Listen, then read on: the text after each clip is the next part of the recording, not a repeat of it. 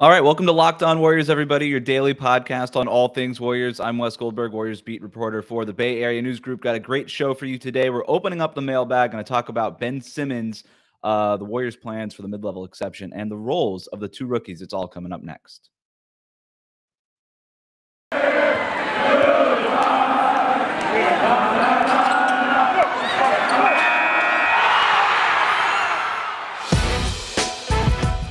It's the Locked On Podcast Network, your team every day.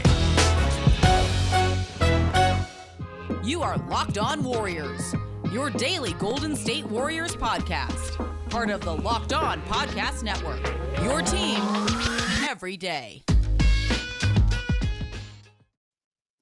All right, let's just jump right into our mailbag here on a Friday. Got a great show for you today. We're going to talk Ben Simmons a little bit later and all these reports that are linking the Warriors and Ben Simmons. But first, let's start with this question from Written D, who writes in, is it possible that since all of their preferred targets at the mid-level exception are unavailable now, the Warriors are holding on to theirs in case someone worth it is bought out? I know the chatter's died down, but I could see the Warriors making a move for Kevin Love. So I think at this point, the Warriors are not going to use this mid-level exception. You look at the finances of it all, using that full mid-level exception that's going to get them pretty close to that $400 million mark that Bob Myers said that he's not going to go over, right? That between $400 million in salary and luxury taxes, that he said, hey, if I spend $400 million on a roster with all of those things considered and we don't win the championship, I should be fired. And so Bob Myers is not showing a willingness to basically use that or to go above that $400 million threshold unless it's for some sort of all-in move that all right, that is making us a legit finals contender, maybe even a legit finals favorite. And there's just nobody out there right now at the mid-level exception that is that sort of player. Now, I do think that somebody like Patty Mills or Nick Batum, I don't know that that makes them a finals favorite, but I think that moves the needle significantly enough that you would have done it. But with those guys off the board and no other real options out there, I mean, even Dennis Schroeder signed for the mid-level exception with Boston. I just don't think for Boston, hey, Dennis Schroeder is your starting point guard now. But for Golden State, Schroeder's coming off the bench in a six-man role, a little redundant of Jordan Poole if you're really expecting another leap from Jordan Poole. We'll talk about him a little bit later on too, but wasn't worth it for them. I do think a guy like Patty Mills, Nick Batum, that could have been worth it for them. At this point, I don't see them using the mid-level exception.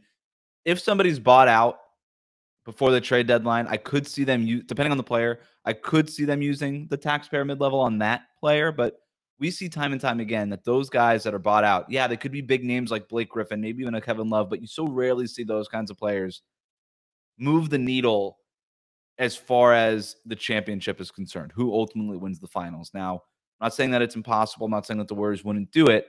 I'm just saying that the chances now are very slim that they use that mid-level exception at all, just based on the finances of it. I could disagree with it. I'm just telling you how it is. LA Night Stalker writes in, will Damien Lee be on the roster next season, and what happens to Michael Mulder? This is a good question. You look at how the roster lays out right now. I think Damien Lee has a really good chance at making the roster next year. I actually think he could start at some point. We'll talk about that later on in the show too. But based on his locker room relationships, not just with Steph, everybody wants to make a big deal about the Steph relationship, that he's his brother-in-law and things like that. But just beyond that, he has got a great relationship with Klay, got a great relationship with Draymond Green, a great relationship with the younger guys, a guy like Juan Toscano-Anderson, who played with him in Santa Cruz for so long. And Steve Kerr has said time and time again, he relates more to Damien Lee than probably any other player on this roster because he felt like he was Damien Lee in his playing career, right? Just a three-point shooter, does what he can when he's on the floor, always staying ready. Damien Lee has a lot of fans in that locker room, on that coaching staff, and you look at the non-guaranteed contracts. It's Damien Lee, Michael Mulder, and Gary Payton II, who had his guarantee date pushed from the middle of summer league, which was Wednesday, to the start or to training camp. So now he's got a chance to win out a job. I think they're going to have to waive one of those guys.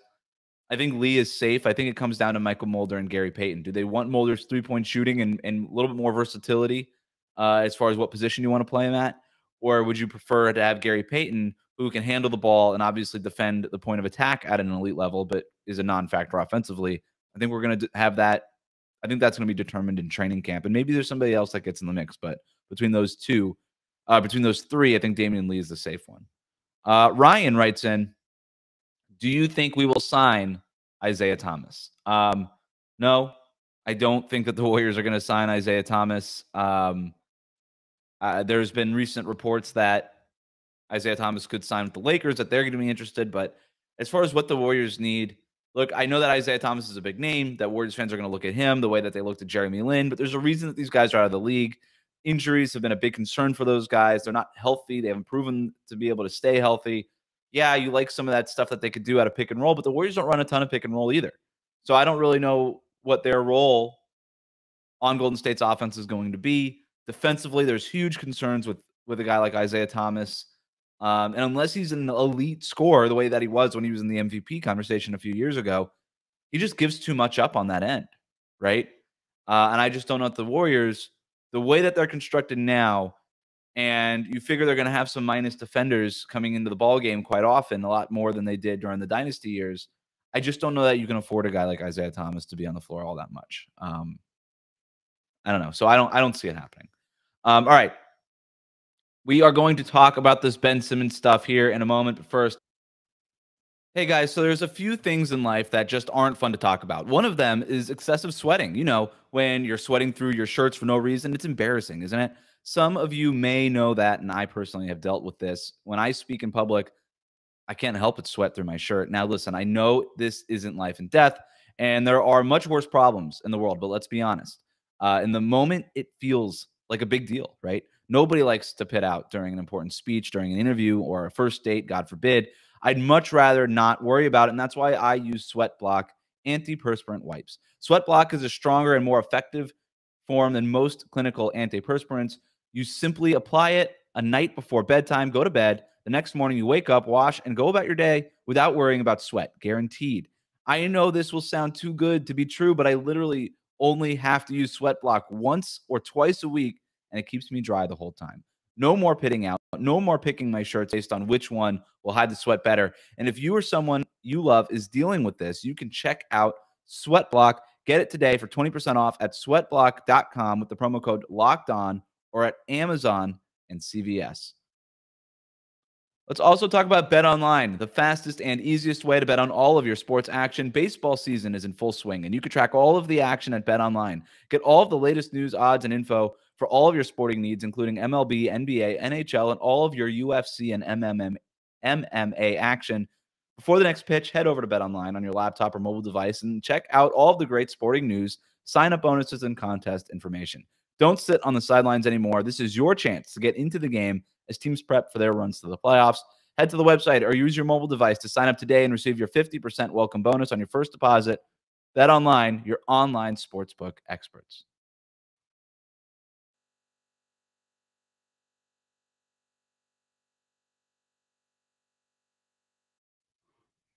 All right, we're back here with Locked On Warriors, opening up the mailbag. Going to talk about the roles for the rookies that we expect them to have next season. But let's get to this next question from Verdict on Twitter, who writes in, Ben Simmons seems constantly linked to us more than any other team at this point. Is there anything backing that up? Is the front office really split like reports suggest, or just rumor mill stuff sparked by guys like Stephen A. Smith? The Ben Simmons stuff is out there. Look at the reporting that's out there, people. And you have to ask yourself when you look at these reports, why is this coming out? Who is leaking this to who? Who has connections to what markets, what teams, what front offices? All of this stuff, and this is a Daryl Morey special, by the way. All this stuff coming out of Philly is from Philly. The Warriors have not registered any interest in Ben Simmons. I think that for the right price, they could be, but that's talking about basically everybody in the NBA at that point. And what the Sixers would be asking for from the Warriors is just too much. This report that they're asking for, Jonathan Kuminga, James Wiseman, future first rounders, all the young guys, all that stuff, it's too much to give up. It's too much to give up for a guy like Ben Simmons, who's a good player, but not an ideal fit. And look, if it was a guy like, I don't know, I'll just use Kevin Durant's name. If it was a guy like Kevin Durant, who you knew walks in and you're a title contender, yeah, just do it. Sell the farm, just do it. If it means winning one more championship, just do it. But with Ben Simmons, there's questionable fit. There's a lot of things, a lot of concerns that he would have on the Warriors. I think there is a price that the Warriors would have to do it for, right? If it's just like, I don't know, one of the young players or something like that, we could talk about that. But as far as the actual rumors, this is stuff coming out of Philly to drum up interest. It's not the only team that has been linked to Ben Simmons. And so I don't put that much stock into it. I've talked with people at the Warriors. They think that the pricing, the asking price from Daryl Morey is just way too high, and they don't anticipate him selling low at any point. All right. Mid-level exception writes in, do you think that the Warriors would be willing to part with one of Jonathan Kuminga or James Wiseman in a trade for a Simmons or Pascal Siakam tier player? If so, who of Kuminga or Wiseman do you think that they try to hang on to, or do you think that both are only on the table for all-in trade scenarios like Bradley Beal? I think that the Warriors would be willing to part with one of those players if it meant getting a bona fide all-star guy back who makes sense for this roster. Now, this is me telling you what I believe based on reporting that I've done, educated guesses, reading tea leaves, talking to people, not what I would do. Not what I would do necessarily. I'm just telling you that there is a huge motivation from this Warriors team to hang on to at least James Wiseman or Jonathan Kuminga. They want a guy to basically take the baton from Steph, right? They want one guy who could do that, and they don't anticipate picking the lottery again anytime soon. So with that in mind, I think that they would only part with one of them. Now, which one would it be? I don't know. I think before the summer league started, I would have told you I think they hold on to Wiseman and then they trade Kuminga. They love Wiseman internally. They still love James Wiseman, and they love his upside. But based on how Kuminga has looked in summer league, he has shown that star potential. Now I don't know what they would do. I think if they had to pick, this is just me guessing, not reporting on this one, I think they would choose to hang on to Kuminga and let Wiseman go if it meant getting a bona fide all-star back in return. The only way that they move both of them, again, is it's got to be like Damian Lillard. It's got to be like Bradley Beal. And honestly, I'm not even sure they do it at that point. All right. Kent Bazemore Stan writes in, and that's working out well. Who will start in place for Klay Thompson? So Klay Thompson, not likely to start at the beginning of the season, not likely to be available. The Warriors have come out and said this publicly. Bob Myers has said, hey, I don't anticipate Klay being around at the beginning of the year. Doesn't mean that he can't, but they're just not preparing as if he's going to be ready to start or to play by the start of the season. So with that in mind, who will start in place for Klay Thompson? There has been stuff out there about Jordan Poole maybe being the favorite. The way Steve Kerr does things, I could see him just being like next man up. You know, Jordan Poole is the best guy coming off the bench. Just put him in the starting lineup. I could see that being the logic from Steve Kerr. That tends to be the way he plays it. I would go in a different direction. I would probably go with Damian Lee starting there, only because I think there's something to be said about maintaining the integrity of your rotation. And what do I mean by that? I mean, okay, if Klay Thompson's not going to be ready for the start of the year, you're already dealing with some turbulence in your rotation because you're going to expect Klay to come back, absorb a lot of minutes right away, have to knock off some rust, all these things. I think you would be better off at making that the only point of friction in that rotation. And that rather than putting Jordan Poole as your starting two guard, who, yeah, he gives you all of the ball handling stuff, the shooting, I get it, all that stuff, I get it. But rather than have to then move Jordan Poole back to the second unit where he's going to basically anchor that second unit, right, as that sixth man, as maybe the backup point guard, as opposed to having to do that. And now you've got a whole domino effect of that starting. And now, okay, the second unit has to get used to a whole new way of playing together because you've got new personnel there. The starting unit has to get used to playing around Klay and all this stuff. Rather than just do all of that and deal with that domino effect, just put Damian Lee in there. Let him play like a poor man's Klay Thompson type of role. And maintain that second unit that gave you so many problems last year, right? Just let Jordan Poole sink his teeth into that sixth man spot, into that backup point guard spot behind Steph. Because, by the way, if you start Jordan Poole and Steph Curry in that backcourt, then who's your backup point guard? I mean, maybe it's Andre Iguodala at that point, but he's 37 years old. Good luck on relying on him every night. So I wouldn't go with Jordan Poole. I wouldn't go with Jordan Poole. And I don't think that that's a guarantee that that's going to happen. I think that's something they sort out in training camp and in preseason and things like that. I would start Damien Lee. That way, you're not asking too much of a rookie like Moses Moody, who positionally makes sense to start there, but I don't think you want to start a rookie on opening night. We saw that one with Wiseman last year. Obviously, you're not starting Kuminga at two guard. I don't think Otto Porter at this point is a two guard. You can't rely on him to guard that position. He's going to be guarding fours and some threes mostly. So I would go with Damien Lee. I think he's really the only option there. Just because it's easy and you're able to maintain some of the integrity of the rest of the rotation and maybe even get out of the gates rolling a little bit. All right. Next question. Actually, no. Let's take a quick break here. And then next we'll talk about what the Warriors' ceiling is for next season here on Locked On Warriors. But first, let's talk about Built Bar. Did you know that Built Bar has a ton of delicious flavors? There's something for everybody. When you talk to a Built Bar fan, they're definitely passionate about their faves. And if you don't know the Built Bar flavors, well, you're missing out. They have coconut, cherry barcia, raspberry, mint brownie, double chocolate, salted caramel, strawberry, orange, cookies and cream, German chocolate. And my favorite flavor, if you're asking, it's any of the fruit ones. Any of the fruit ones. Fruit covered in chocolate is a winning formula. Don't reinvent the wheel, people. You don't have to get crazy here.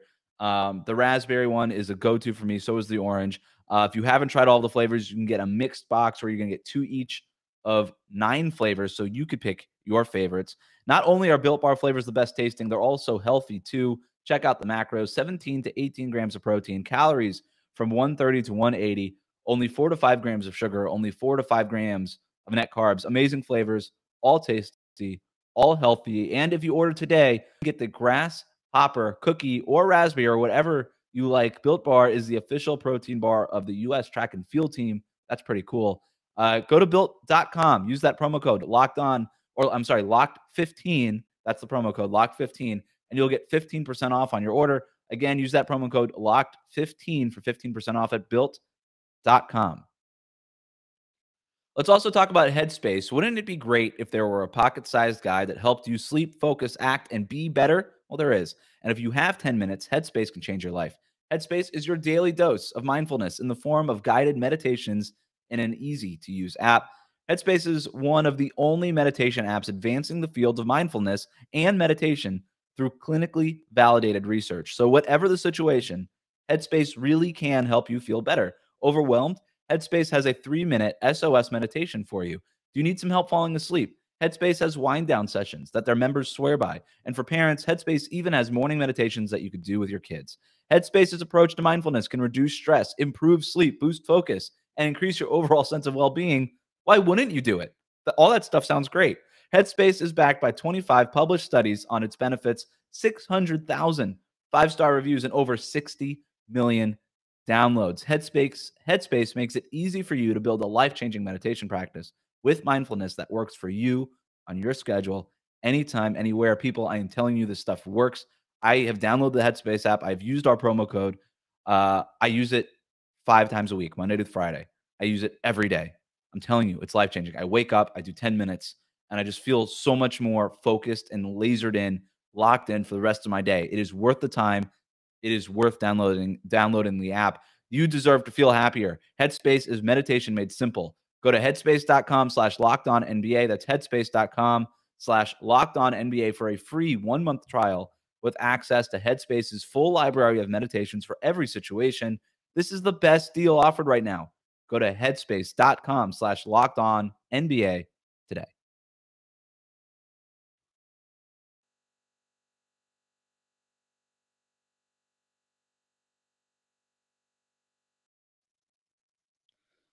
All right, continuing along with our mailbag. By the way, people, if you have not already subscribed to Locked On Warriors on YouTube, I don't know what you're waiting for. Hit that subscribe button right now to make sure that you're getting great Warriors content throughout the offseason. Then, of course, when the regular season begins. Monday through Friday, we're giving you Warriors stuff. No other podcast, no other YouTube show is doing that. All right. OS28 writes in, what's the ceiling for the Dubs this year as constructed? Okay, so when I read ceiling, I take that very literally, as in, what is the absolute best if everything breaks right and even maybe better than right, better than expected? What is the highest that they could get to in the Western Conference seeding wise? And that's what I'm going to talk about is seeds. I'm not going to start breaking down future hypothetical playoff match. I'll tell you what seed the Warriors can be. And I think they could be a top 3 seed in the West. I think that is their ceiling. I am not expecting that. But look, Utah and Phoenix finished 1-2 last year. They have not gotten worse. They basically returned their teams. I expect them to be 1-2 again, right? They're coming back the same, okay? And even if you think there's a drop-off from Chris Paul, Devin Booker, Mikal Bridges, DeAndre Ayton, those guys are all going to get better. Utah is just like this regular season juggernaut. They're made for the regular season. Now, obviously, they have issues in the playoffs, but as far as regular season seeding is concerned and win-loss records, they're built for that, right? Utah's built for that. They've shown that every single year. But then you look at other teams like Denver. They're not going to have Jamal Murray. The Clippers. Look, I'm still not sold on the Clippers, okay? And I don't know when Kawhi's coming back. You look at the Lakers and all the changes they made. I don't know if they're winners or losers of this offseason. I have no idea what to make of what the Lakers did with that reshaped roster. And we have to still see if LeBron and Anthony Davis can stay healthy for the full year. I think the Warriors are sort of right in that mix. You've got Portland. They didn't do anything all offseason. They didn't get better. You have other teams like Dallas, Memphis, New Orleans, all who can conceivably get better with their young stars, but I don't think that any of them are elevating that high in the Western Conference. So I think the Warriors are right there in the mix with teams like Denver, the Clippers, the Lakers. We'll see how it all plays out. But I think they're in that mix. And if everything breaks right, I think they could be in the top 3. Now, what does breaking right mean? It means that first of all, Klay Thompson comes back healthy, looking like what he did in 2019. James Wiseman returns and plays a role for you, probably off the bench. Jonathan Kuminga and Moses Moody give you something right away. And then, more importantly, everybody stays healthy, but Otto Porter and Nemanja Bjelica, that those guys stay healthy because they've not shown that ability to stay healthy over the last few years, either of them. So those are my big question marks, right? Is whether those guys could give you, consistent rotation minutes every night and stay off the injury report. I don't know that they can. They haven't shown that they can. They say they're healthy. Of course they do. But we'll see. That's everything breaking right. And then obviously Steph playing at a MVP level again and Draymond Green playing at a Defensive Player of the Year level again and giving you something on offense. If all that stuff goes right, I think the Warriors could be a top 3 team in the West, and that makes them a title contender. So I think that's their ceiling. Not what I'm expecting, but I take that word ceiling very literally. Ryan writes in, how big of a role do you think Jonathan Kuminga and Moses Moody will have? I actually think Moody might have a bigger role right away, maybe even more of a consistent role right away. You see what he's doing in Summer League right now. That's his game, the way he's playing, and he's been playing awesome. I think Kuminga gets all the highlights, but you look at Moody's averages, he's been one of the best 5 or 6 players in Summer League. Okay? He's been awesome. Not just like for the Warriors, 5 or 6 players in Summer League of all 30 teams. He's been awesome.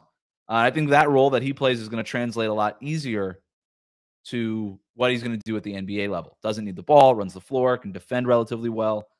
Still needs to clean some things up on both ends. Obviously, he's a rookie. He's 19, but I think he'll play a regular role quite often. And with Kuminga, I think he might see some time in the G League. I think he's going to see a lot more time with the Warriors than I think people think. Stuff out there about, hey, he'll be the Allen Smiley Geach. He'll go down to Santa Cruz, all that stuff.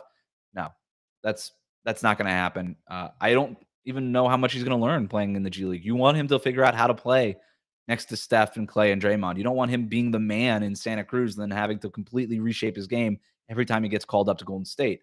I think he'd be better off playing most of the season with the Warriors. I don't think that they can rely on him the way that they relied on James Wiseman last year. I'm hoping that they learned from that experience. But if you can give him 10 minutes a night where he comes off the bench, I think that's fine. And he's just setting screens, rolling hard, trying to hit open shots, playing defense, defending multiple positions, and just learning the ropes, and then basically being a garbage time king. I could see that being the role for Kuminga. CZ writes in, how good do you think Jordan Poole can be next season? I think that there's another leap coming for Jordan Poole. I do. I think what we saw at the end of last year is going to carry into this year. I think that's very much the player that Jordan Poole is. And now that he's got guys like Steph and Klay and Draymond there, that Andre Iguodala is coming back. I think Iguodala is going to do wonders for Jordan Poole. They kind of carry themselves with a similar swagger. I think Jordan Poole is going to take the Iggy right away, and that Iguodala is going to be able to teach him, hey, you're not the biggest guy, but here's how you can use your timing and your quick hands on defense to maybe give you a leg up on that end. And by the way, Jordan Poole, I saw him in Vegas. He was with the team working out while the summer league team was working out, and that dude looks big. He's probably gained like 10 pounds of muscle. I mean, he's looking like yoked, this dude is.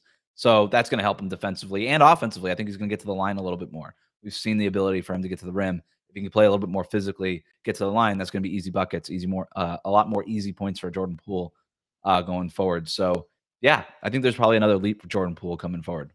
But everybody knows that listens to this. I'm a Jordan Poole guy. I like him.